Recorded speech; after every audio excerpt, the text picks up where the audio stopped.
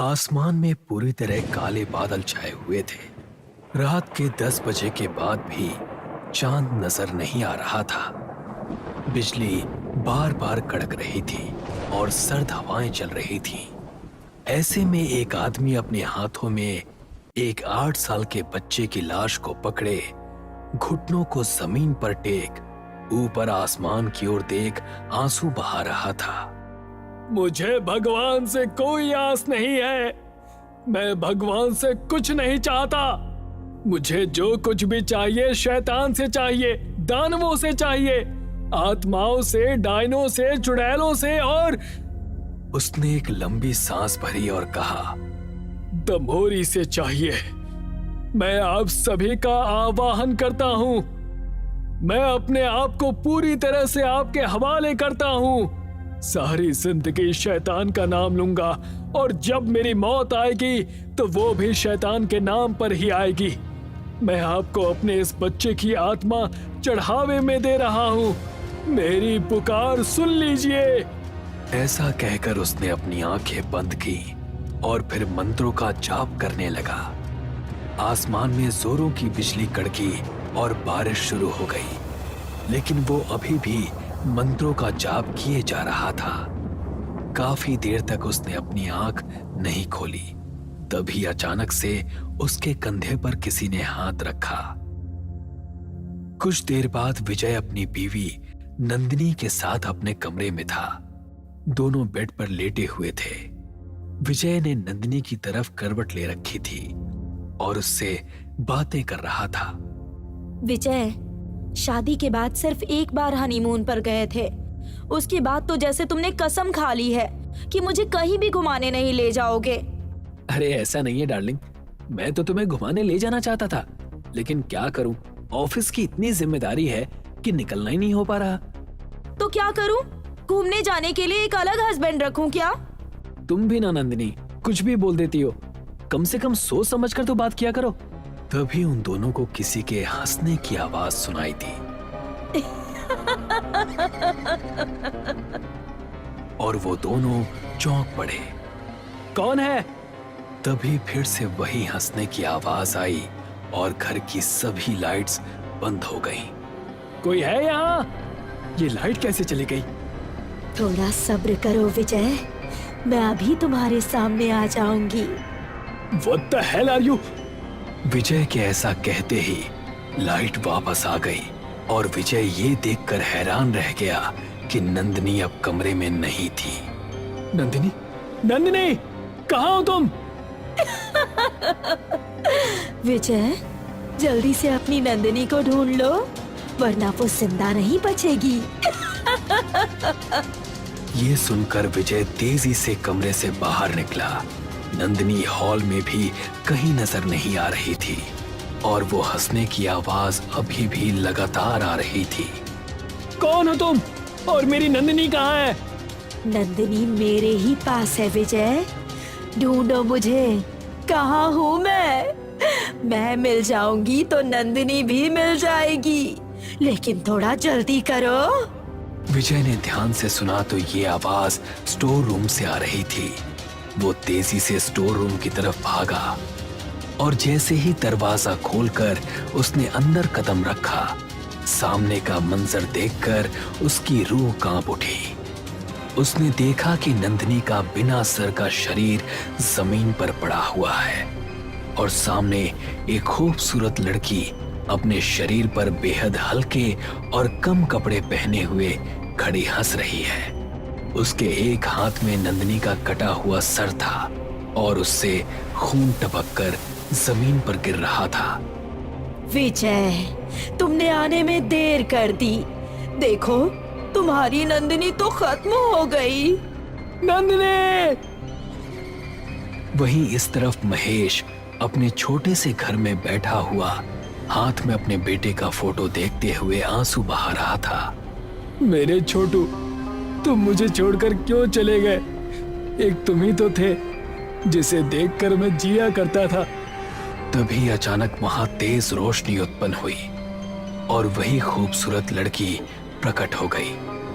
महेश, तुम अब क्यों रो रहे हो? अब तो तुम्हें खुश होना चाहिए। उसने महेश को नंदिनी की कटी गर्दन दिखाई और कहा, ये देखो, ये तुम्हारे भाई विजय की बीवी का सिर है। मैंने उससे उसकी हंसी तो छीन ली है, अब बस उसको मारना बाकी है। उस कटी गर्दन को देखकर भी महेश को डर नहीं लग रहा था। बेटे को खोने का गम उसे कठोर बना रहा था। दमोरी, उसको मारने से पहले ये जरूर बताना कि उसकी मौत किस वजह से हो रही है। जरूर। ये कहकर दमोरी वहां से गायब हो गई और महेश को अब थोड़ी राहत सी मिली। पिताजी, पिताजी, क्या आप मुझे सुन पा रहे हैं? अचानक से महेश को उसके मरे हुए बेटे की आवाज सुनाई दी और वो चौंक पड़ा। हाँ मेरे बेटे, कहाँ हो तुम? मैं तुम्हें सुन पा रहा हूँ। इतना कहने के बाद दोबारा महेश को उसकी आवाज नहीं सुनाई दी और उसे भी यही लगने लगा कि ये शायद एक वहम था। 2 दिन गुजरने के बाद विजय अपने ऑफिस में बैठा हुआ था। उसके चेहरे पर अभी भी नंदिनी को खोने का गम दिखाई दे रहा था। तभी उसे अपने ठीक पीछे से दामोरी की आवाज सुनाई दी। विजय, क्या हुआ? तुम्हें तुम्हारी बीवी की याद आ रही है? वो चौंकता हुआ अपनी कुर्सी से उठ खड़ा हुआ, लेकिन कैबिन में उसके अलावा और कोई नहीं था। अभी भी उसे अपने आसपास किसी के होने का एहसास हो रहा था। रात को जब वो अपनी कार से घर लौट रहा था, तभी उसके कानों में दामोरी के हंसने की आवाज गूंजने लगी। वो चौंक पड़ा और उसने रियर व्यू मिरर में देखा तो दामोरी उसके पीछे वाली सीट पर बैठी हुई थी। उसने बाहर भागने के लिए दरवाजा खोलना चाहा, लेकिन दरवाजा खुल नहीं रहा था और पीछे बैठी हुई दामोरी जोर जोर से हंसी जा रही थी।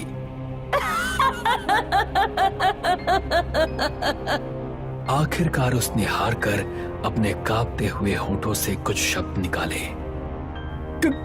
कौन हो तुम? क्यों मेरी नंदिनी को मारा और अब क्यों मेरे पीछे पड़ी हो?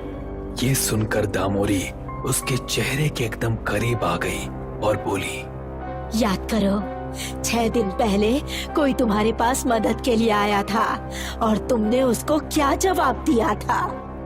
अब विजय ने अपने दिमाग पर जोर दिया और 6 दिन पहले का दृश्य किसी फिल्म की तरह उसकी आंखों के सामने आ गया। विजय अपनी बीवी के साथ हॉल में बैठा हुआ था।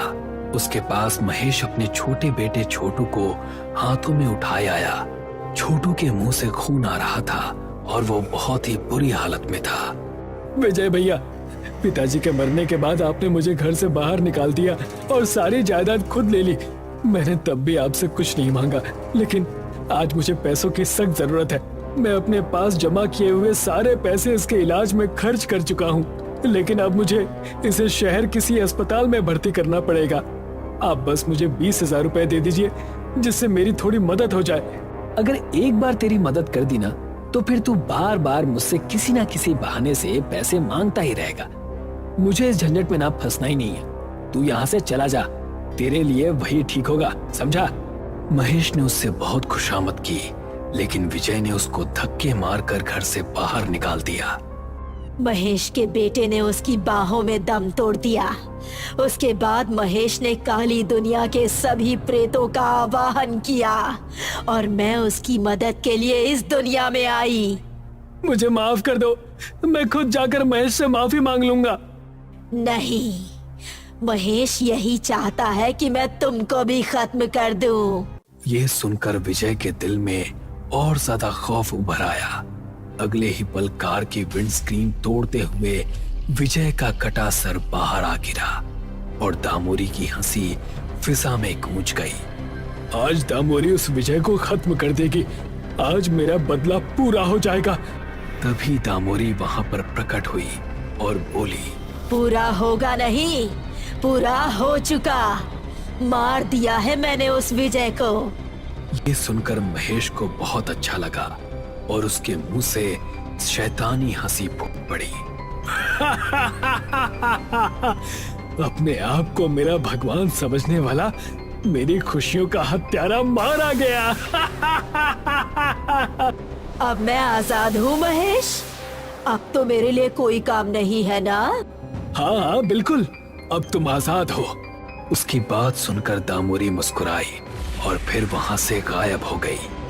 महेश भी अपने बिस्तर पर लेट गया और सोने की कोशिश करने लगा, लेकिन अभी भी ना जाने क्यों उसके दिल को सुकून नहीं मिल रहा था और उसे ये बात समझ में नहीं आ रही थी।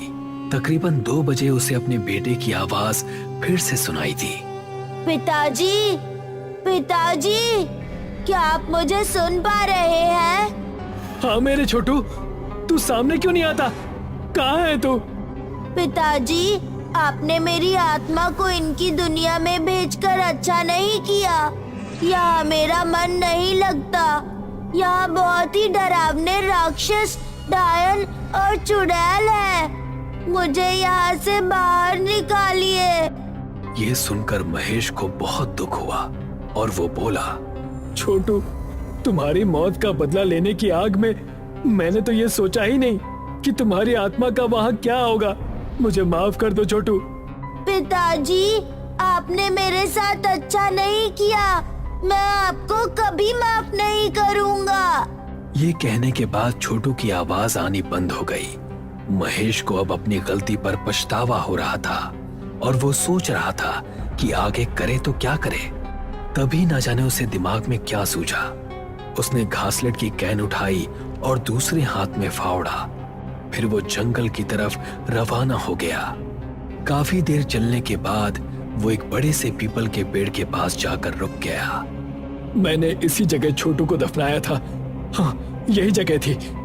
उसने फावड़े से जमीन को खोदना शुरू किया और कुछ ही देर में उसे छोटू की लाश नजर आई, जिसमें अब काफी हद तक कीड़े लग चुके थे। छोटू, उसकी आंखों से आंसू निकल पड़े और उसने छोटू की लाश पर घासलेट डाला। फिर उसने हिम्मत करके माचिस की तिली निकाली और जलाने ही वाला था कि तभी वहां पर दामोरी प्रकट हुई। नहीं महेश, ये तुम क्या कर रहे हो? मुझे मेरे बेटे की आत्मा को वहां से निकालना है। वो वहां खुश नहीं है। अगर तुमने ऐसा किया तो मुझे भी अपनी दुनिया में वापस जाना पड़ेगा और मैं अकेली नहीं जाऊंगी। मैं तुमको भी उस दुनिया में लेकर जाऊंगी। मुझे मंजूर है, वैसे भी मैं अब जीकर क्या करूंगा? ऐसा कहकर महेश ने फौरन तिली जलाकर छोटू की लाश पर डाल दी। नहीं! छोटू का शरीर जलने लगा और उसकी आत्मा महेश के सामने आकर खड़ी हो गई। छोटू के चेहरे पर अब खुशी नजर आ रही थी।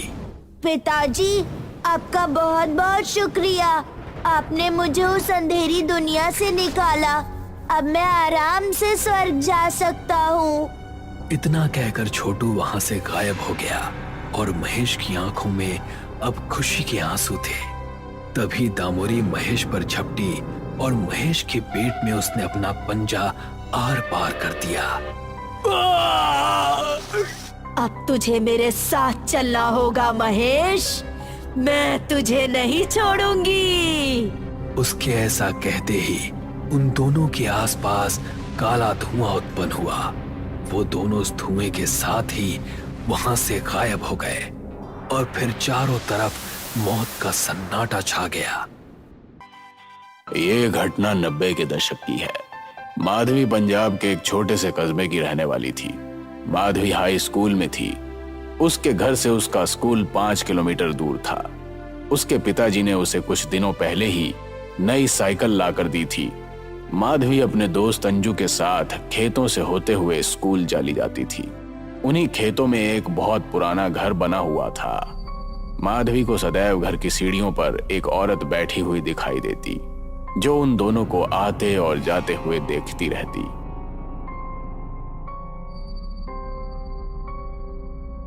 एक दिन माधवी अपने दोस्त अंजू से बोली, जब भी हम दोनों इस घर के समीप से गुजरते हैं, तू अपनी साइकिल की गति तेज क्यों कर देती है?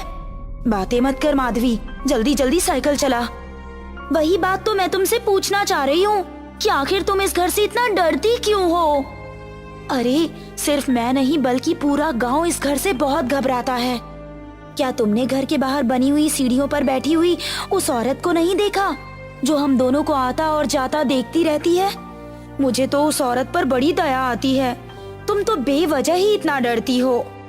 मेरे माता पिता ने मुझे मना किया हुआ है इस घर के पास रुकने के लिए, और जब मैंने इस बारे में पूछा तो उन्होंने हमेशा की तरह मुझे डांट दिया और कहा कि भूले से भी उस घर के पास मत रुक जाना।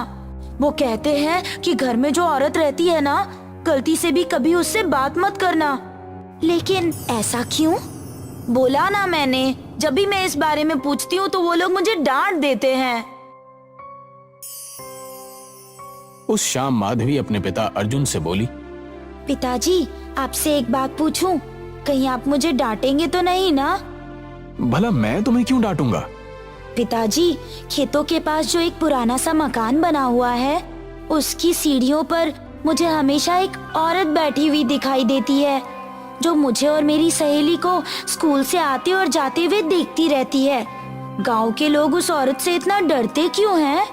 माधवी की बात सुनकर अर्जुन के चेहरे पर डर के साए लहराने लगे। मेरी बात ध्यान से सुनो माधवी, चाहे कुछ भी हो जाए, गलती से भी उस घर के पास मत रुकना और ना ही कभी उस औरत से बात करना। लेकिन ऐसा क्यों पिताजी? मैंने तो कभी कभी उसकी आंखों में आंसू भी देखे हैं। मुझे तो उस पर बड़ी दया आती है। उसके आंसुओं पर मत जाना, वो खंडहर चक्रमणि वंशजों का है। तुम्हारे लिए बस इतना ही जानना काफी है। अगर स्कूल जाने का कोई और दूसरा रास्ता होता तो मैं कभी भी तुम्हें उस रास्ते से जाने नहीं देता। चक्रपाणी वंशज? मैं कुछ समझी नहीं पिताजी। कहते हैं कि बहुत सालों पहले उस घर में एक डायन रहा करती थी जिसका नाम चक्रमणि था। जो औरत तुम्हें सीढ़ियों के पास बैठी हुई दिखाई देती है वो उसी चक्रमणि वंशज की है। ये डायन खूनी प्रेत आत्माओं से शारीरिक संबंध बनाती है। इनके यहाँ पुत्र नहीं होता, केवल पुत्रियां होती हैं, और वो भी डायन ही होती है। जवान होने तक वो किसी भी इंसान को नजर नहीं आती और जवान होने के बाद सबसे पहले अपनी माँ को मार के खा जाती है। माधवी अपने पिता की बात सुनकर चुप हो गई, मगर सच तो ये था कि माधवी इन बातों पर विश्वास नहीं करती थी।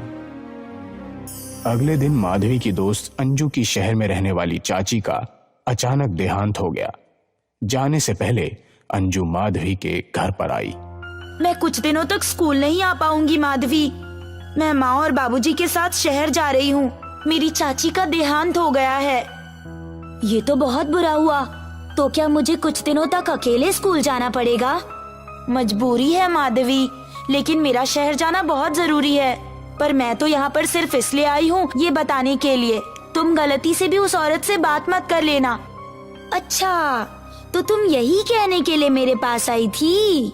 हाँ, क्योंकि मुझे पता है कि तुम उस औरत से बात किए बगैर मानोगी नहीं। माधवी, एक बात याद रखना, हमारे माता पिता अगर किसी काम के लिए हमें मना करते हैं ना, तो उसमें हमारी भलाई छुपी होती है। अगले दिन माधवी अकेले स्कूल जाने लगी।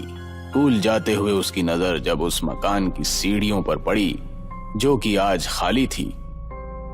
अजीब बात है, आज पहली बार ऐसा हुआ है कि सीढ़ियों पर वो औरत दिखाई नहीं दे रही। पता नहीं बेचारी सही भी होगी या नहीं। कहीं ऐसा तो नहीं कि वो बीमार हो गई हो। मैंने तो सुना है कि वो अकेली ही रहती है। माधवी ने अपनी साइकिल ठीक उस घर की सीढ़ियों के सामने रोक दी और वो इधर उधर देखने लगी। तभी माधवी के कानों में अपने पीछे से किसी लड़की की आवाज टकराई। वो बुरी तरह से चौंक गई। उसने जब पलट कर देखा तो सामने एक लड़की उसकी ओर मुस्कुरा कर देख रही थी। वो लड़की देखने में बहुत सुंदर थी। उसके बाल खुले हुए थे। सुप्रिया उसकी ओर घूरने लगी। तुम मुझे ऐसे क्यों घूर रही हो, जैसे कि तुमने कोई भूत देख लिया हो? इससे पहले मैंने आपको कभी नहीं देखा। कौन है आप? मेरा नाम कामिनी है, मैं इसी घर में रहती हूँ। लेकिन मैंने तो आपको कभी नहीं देखा। मुझे तो यहाँ पर एक औरत बैठी हुई दिखाई देती है जो आज दिखाई नहीं दी। तुम जिस औरत की बात कर रही हो ना, वो औरत मेरी माँ है। कुछ दिन के लिए वो बाहर गई हैं। तभी अचानक माधवी को कुछ याद आया। वैसे आप कौन से स्कूल में पढ़ती हो? माधवी कामिनी से कुछ और पूछती कि तभी कामिनी चहकती हुई बोली, सुनो, क्या तुम मुझे अपनी साइकिल पर बिठाकर थोड़ी दूर घुमा सकती हो? हाँ, लेकिन मैं स्कूल जा रही हूँ। अगर मैं स्कूल में लेट हो गई तो टीचर से डांट पड़ेगी। कोई बात नहीं, तुम मुझे थोड़ी दूर आगे तक छोड़ देना, मैं वहाँ से पैदल आ जाऊंगी। उसकी मासूमियत माधवी को बहुत पसंद आई। माधवी ने उसे बैठा लिया और उस दिन के बाद दोनों की दोस्ती शुरू हो गई। माधवी रोज स्कूल जाते वक्त कामिनी को अपनी साइकिल के आगे बैठा लेती। कामिनी साइकिल पर कुछ ही देर बैठती थी और एक घने पेड़ के पास इशारा करके उतर जाती। माधवी कामिनी को अपने स्कूल में ले जाकर अपने स्कूल की सहेलियों से मिलवाना चाहती थी, मगर कामिनी उस घने पेड़ से आगे कभी नहीं जाती थी। स्कूल से आते वक्त कामिनी माधवी को उस पेड़ के पास मिल जाती। कभी कभी मुझे लगता है कामिनी कि तुम सुबह से इसी पेड़ के पास बैठी रहती हो, घर वापस ही नहीं जाती। तुम इसी घने पेड़ के पास मिलती हो जहाँ मैं तुम्हें सुबह छोड़ती हूँ। एक दिन की बात है, स्कूल से वापस लौटते वक्त माधवी कामिनी को लेकर उसके घर के नजदीक पहुंची ही थी कि तभी जोर से बारिश होने लगी। बारिश से बचने के लिए कामिनी उसे अपने घर के अंदर ले गई। घर में सुख सुविधा की हर चीज मौजूद थी, मगर उस घर में कामिनी के और मेरे सिवा कोई मौजूद नहीं था। घर में बसे उस सन्नाटे को महसूस कर माधवी ने कामिनी से कहा, तुम्हारी माँ यहाँ नहीं है तो तुम्हें अकेले डर नहीं लगता क्या? रात में कोई चोर वोर घुस आया तो? नहीं, मुझे सन्नाटे से ज्यादा आबादी से डर लगता है। और वैसे भी इस वीराने में भला चोर को आकर मिलेगा क्या?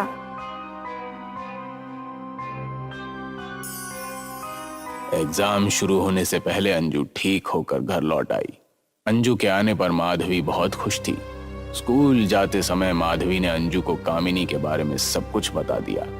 माधवी ने साइकिल उस घर के सामने रोक दी। क्या हुआ माधवी?